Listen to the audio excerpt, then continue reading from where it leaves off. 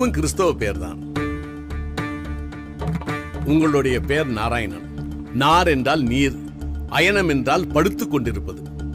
ஆவியானவர் ஜலத்தின் மேல் அசைவாடிக் கொண்டிருந்தார் என்று வேதத்தின் 2வது வசனம் சொல்லுகிறது. நாராயணன் என்றால் பரிசுத்த ஆவி என்றும் அர்த்தம். This is for your kind information. நீங்கள் இப்படி பேசுவது மத பிரச்சாரம் இல்லையா? இது மத பிரச்சாரம் அல்ல. ஏனென்றால் கிறிஸ்தவம் மதம் அல்ல, அது அனுபவம். மதம் மனிதன் கண்டுபிடித்தது.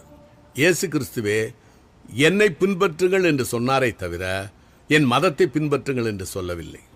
ஆன்மீகம் வேறு, மதம் வேறு. மதம் மனிதன் கடவுளை தேடுவது, ஆன்மீகம் என்பது கடவுள் மனிதனை தேடுவது. இதுதான் வித்தியாசம். நான் மதத்தை பற்றி பேசவில்லை, ஆன்மீகத்தை பேசுகிறேன்.